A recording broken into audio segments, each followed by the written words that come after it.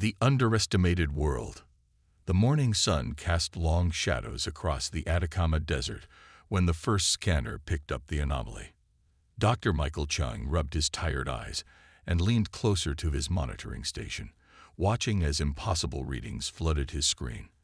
After 20 years of searching for extraterrestrial signals, he had found something that defied every theory he knew.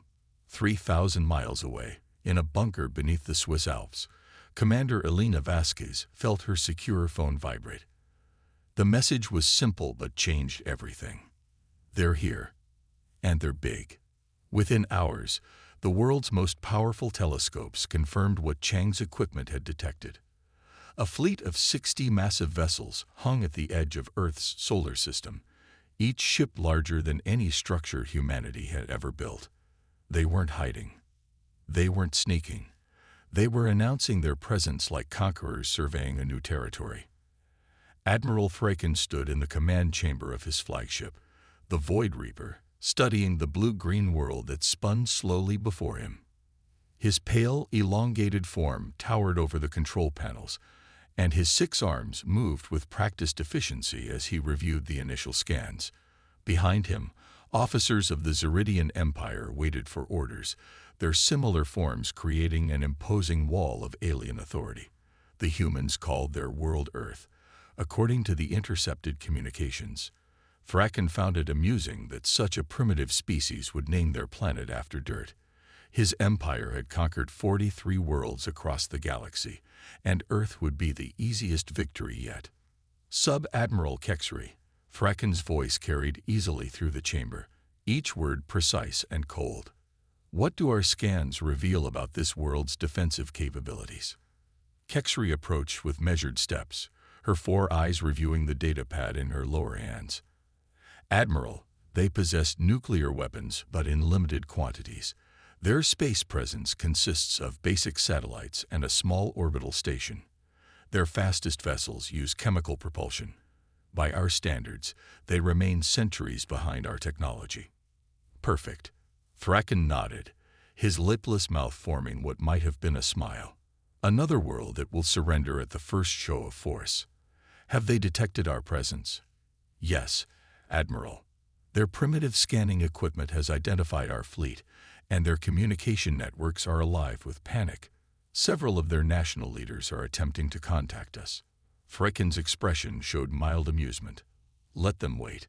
Fear softens resistance. Tomorrow, we will give them the standard ultimatum. They will have 1 rotation of their planet to surrender completely, or we will demonstrate why the Zeridian Empire rules this section of the galaxy. But on Earth, panic was not the primary emotion in the hidden command centers scattered across 6 continents. Commander Elena Vasquez stood before a holographic display showing the alien fleet, her dark eyes calculating distances and possibilities. Around her, representatives from every major nation worked with the focused intensity of people who knew their species' survival depended on the next few decisions. Dr. Chung. Elena's voice cut through the controlled chaos of the command center. Tell me about their scanning methods. Chang looked up from his analysis station, his face pale but determined. They're using broad-spectrum energy pulses, very powerful, but not particularly sophisticated. It's like they're using a floodlight instead of a magnifying glass. They can see large structures and energy signatures, but they're missing details that more focused scans would reveal. Good. Elena nodded. They see what we want them to see. Captain Okafor, are the Ghost Squadron ready? Captain Juno Okafor straightened in her chair, her pilot's instincts already running through flight patterns and combat scenarios. All 12 stealth fighters are prepped and ready, Commander. The quantum dampening fields are operating at 98% efficiency. To their scanners, we'll look like space debris until we want to be seen. Excellent. Dr. Chung, have you finished the linguistic analysis of their communications? Yes, Commander.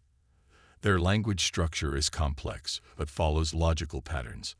I've programmed our translation systems to handle real-time communication. More importantly, I've identified emotional markers in their speech patterns. They speak like conquerors who have never faced real resistance. Belina allowed herself a small smile. Then it's time to give them something they've never encountered before. Activate Protocol 7. Let's show them what humanity looks like when we're underestimated. Across the planet, systems that had been years in development came online. What appeared to be research stations revealed hidden weapon arrays. Communication satellites adjusted their positions to create a defensive network.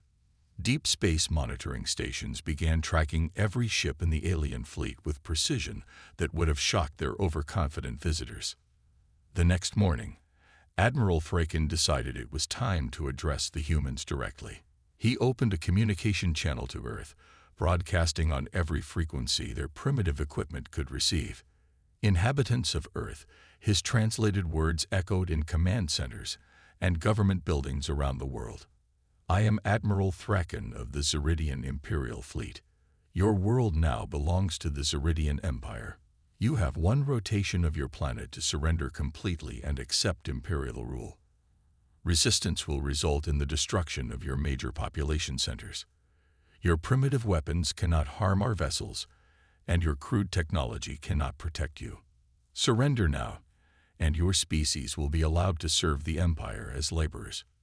Resist, and you will be eliminated. The transmission ended, leaving Earth's leaders to contemplate the ultimatum. In the Swiss command center, Belina listened to the silence that followed the alien's words. Finally, she spoke. Dr. Chung, prepare our response. Let's see how they react when someone doesn't immediately fall to their knees. 8 hours later, Thraken received Earth's reply. Dr. Chang's carefully modulated voice came through the communication system, speaking in the alien's own language with perfect pronunciation. Admiral Thraken of the Zeridian Empire, Chang began, his tone respectful but not submissive. We are the representatives of Earth's unified governments. We acknowledge your technological superiority and the power of your fleet. However, we cannot surrender our world without understanding the terms of Imperial rule. We request a demonstration of your capabilities and a meeting to discuss the conditions of our surrender. In the command chamber of the Void Reaper, Kexri observed her admiral's reaction with growing concern. Thraken's 6 arms gestured dismissively, but his expression showed surprise. They speak our language, he mused. More sophisticated than expected, but still primitive enough to request terms. Very well. They want a demonstration. He turned to his weapons officer. Target their largest population center. Fire 1 plasma bolt. Show them what resistance will cost them. Admiral, Kexri interrupted carefully. Perhaps we should scan more thoroughly first.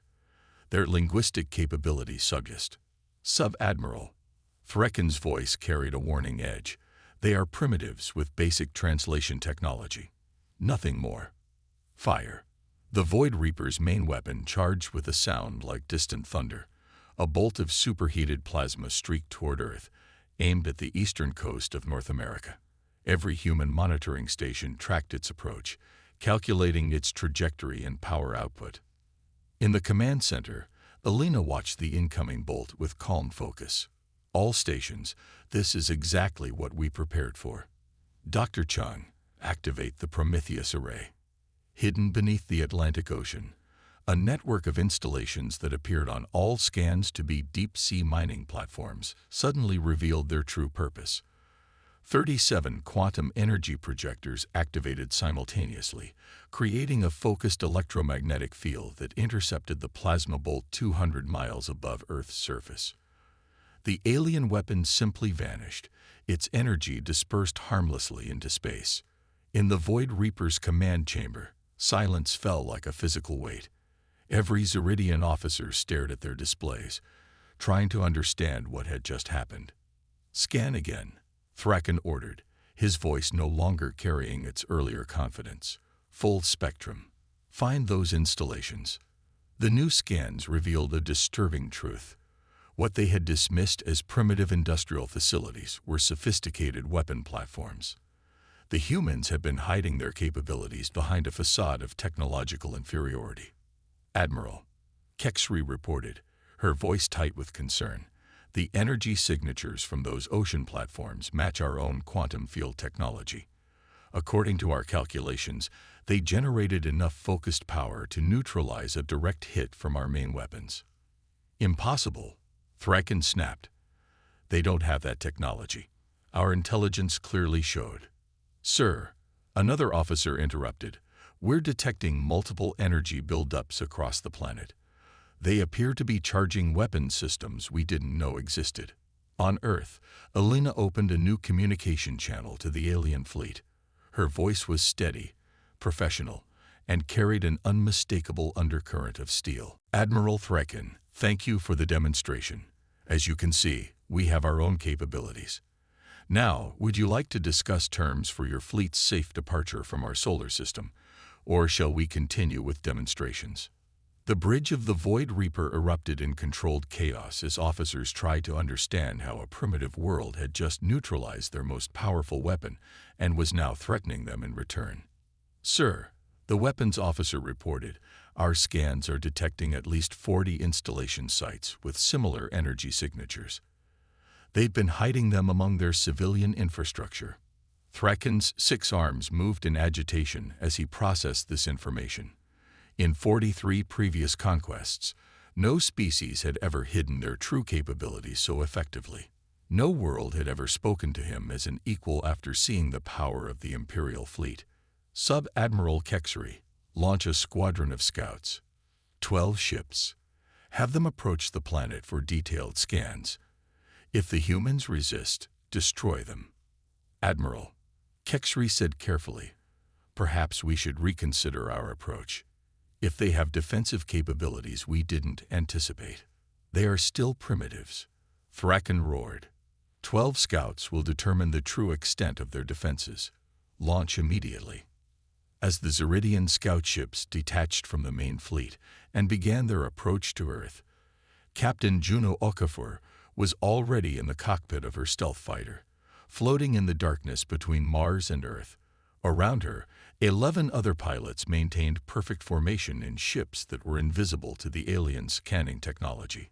Ghost leader to all units, Juno spoke quietly into her communication system. 12 bogies incoming. Remember, we want them intact if possible. These aren't monsters, just soldiers following orders. Target engines and weapon systems. Let's show them what human pilots can do.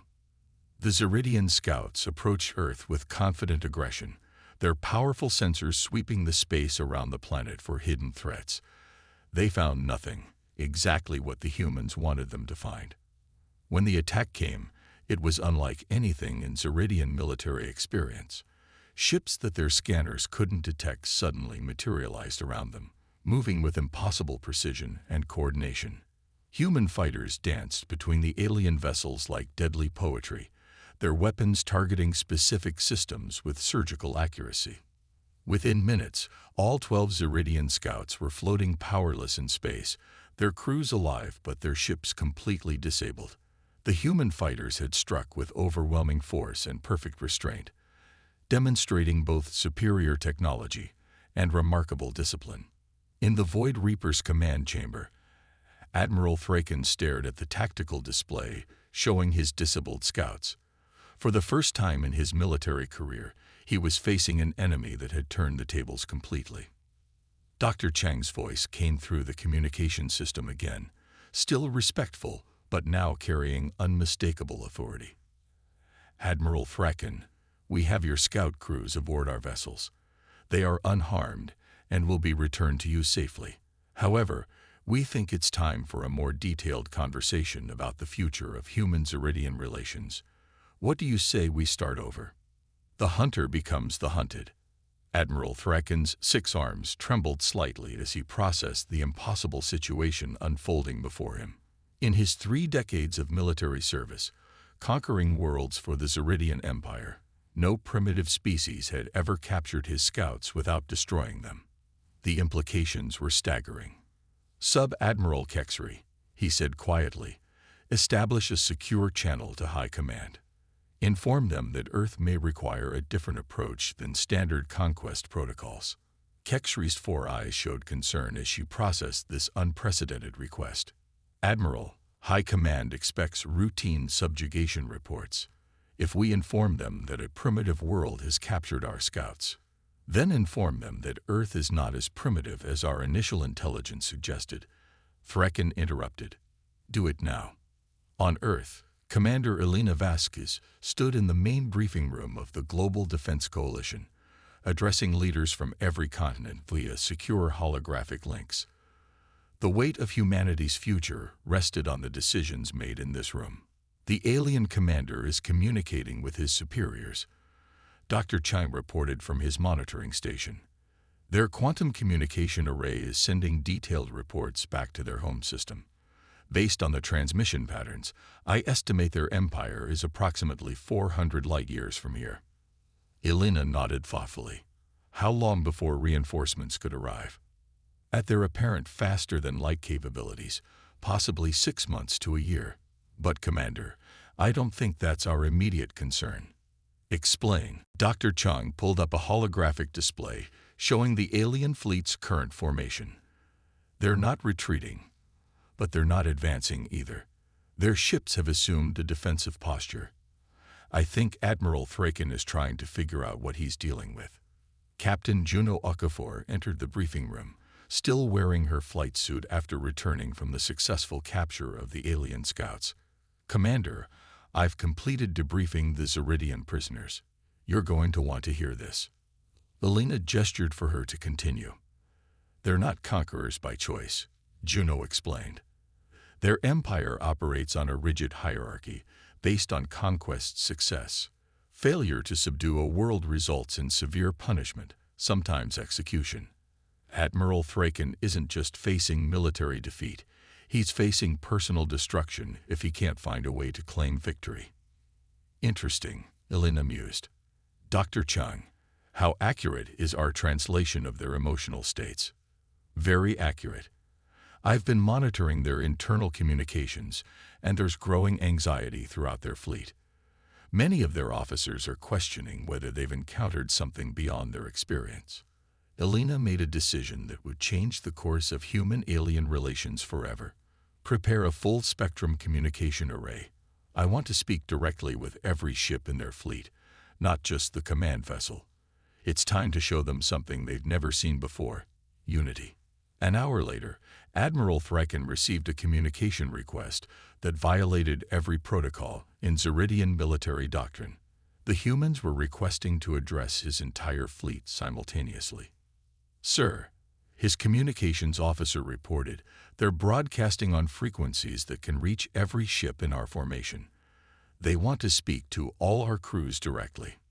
Impossible, Thraken replied. No conquered species has ever attempted to communicate with our fleet en masse. It's Admiral. Sub-Admiral Kexri interrupted gently. Nothing about this species has followed standard patterns. Perhaps we should listen to what they have to say. Against his better judgment, Thraken authorized the fleet-wide communication. Elena Vasquez's image appeared on every screen in every Zeridian ship, her presence commanding immediate attention. Warriors of the Zeridian Empire, she began, her words translated perfectly into their language. I am Commander Elena Vasquez, speaking for the unified governments of Earth. I address you not as conquered subjects, but as fellow beings who understand the challenges of survival in a hostile universe. Throughout the Zeridian fleet, crew members stopped their duties to listen. Never before had a member of a primitive species spoken to them with such dignity and confidence. We know your empire demands conquest, Elena continued. We understand that failure carries severe consequences for your leaders, but we offer you something that your empire may never have encountered: a choice. In the Void Reaper's command chamber, Thraken watched his crew's reaction to the human commander's words. For the first time, he saw uncertainty in faces that had always shown absolute confidence in their technological superiority. We humans have a saying, Elena continued. The best way to defeat an enemy is to make him your friend. We do not wish to be your enemies. We do not wish to destroy your fleet or harm your crews, but we will defend our world with capabilities your empire has never encountered. She paused, letting her words settle across 60 alien ships. Admiral Thraken, your scouts have seen our defensive systems. Your officers understand that we possess technology equal to your own, hidden beneath a facade of primitiveness. What they have not yet comprehended is that our greatest strength is not our weapons, it is our unity. Dr. Chung activated the next phase of their demonstration. Across Earth, every major city, every space installation, every military base, and every civilian settlement began broadcasting simultaneously. The alien fleet's sensors were suddenly overwhelmed with signals from billions of humans, all speaking in unison. "We are Earth," the collected voice of humanity declared in perfect Ceridian. "We are one species, one world, one purpose. We do not surrender because we cannot surrender. Surrender is not in our nature. We adapt. We overcome. We survive." The psychological impact on the Ceridian fleet was immediate and devastating. In their empire, unity was achieved through conquest and fear. Species submitted because they had no choice. But humanity was demonstrating voluntary cooperation on a scale they had never witnessed. "Admiral," Kexri reported, her voice shaking, "our psychologists estimate that achieving this level of species-wide coordination would require thousands of years of social evolution." "How is this possible?" Fraken had no answer. In the 43 worlds his empire had conquered, they had never encountered anything like this display of unified purpose. Alina's voice continued across the fleet. "We offer you a choice, Admiral Fraken and warriors of the Ceridian Empire. You can attempt to conquer us, and discover that humanity fights as one.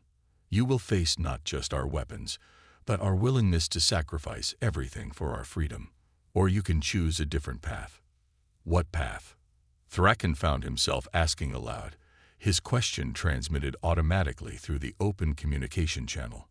"Alliance," Alina replied simply. "Your empire conquers through force. We propose cooperation through strength. Your technology combined with our unity could reshape this galaxy. Your empire gains not conquered subjects, but willing partners." The audacity of the proposal sent shockwaves through the Ceridian command structure.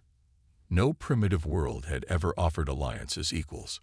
No conquered species had ever suggested mutual cooperation. "You ask us to betray the Empire," Thraken said slowly.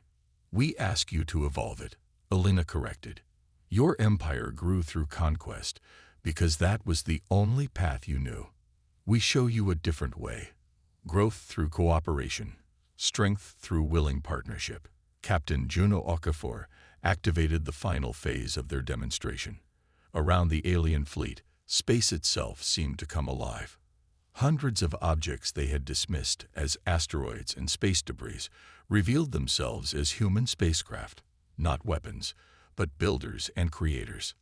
"Admiral," Dr. Chang's voice joined the communication, "observe the space around your fleet. What you see are construction vessels, research platforms, and exploration ships. We have been building among the stars for longer than your scans detected. We are not a planet-bound species hiding in fear. We are a spacefaring civilization that chose to appear primitive to avoid conflict." The revelation that humanity had a significant space presence that had remained completely hidden shattered the Ceridians' understanding of the species they had come to conquer. "How?" Sub-Admiral Kexri asked, her professional composure finally cracking. "Because we learned long ago that the greatest strength is often the strength others don't know you possess," Alina explained. "We watched your empire's expansion across the galaxy. We studied your methods. We prepared for the day you would find us. And we decided that when that day came, we would offer you something your empire has never received, a partnership of equals." Admiral Thraken's mind raced through possibilities and consequences. His empire had built itself on the assumption that technological superiority guaranteed conquest. But humanity had demonstrated that technology without wisdom was incomplete, that strength without unity was hollow. "If we refuse your alliance," he asked carefully, "what then?" Alina's expression remained calm, but her words carried the weight of absolute determination. "Then you will face something your empire has never encountered, a species that will never submit, never surrender, and never stop fighting for its freedom. You will win battles, but you will never win the war. Eventually, your empire will learn what we mean when we say that humans don't break. We adapt. The communication channel fell silent as every being in the Zeridian fleet contemplated this unprecedented situation. They had come to conquer primitives and found themselves facing philosophical questions that challenged the foundation of their entire civilization. "Admiral," Kexri said quietly, "our fuel reserves limit our time in this system. We must make a decision soon." Thraken looked around his command chamber, seeing his officers' faces reflecting the same uncertainty he felt.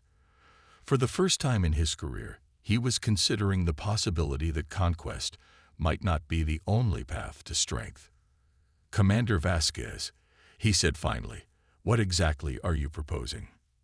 Elena smiled, an expression that somehow conveyed both warmth and steel. "A new kind of empire, Admiral.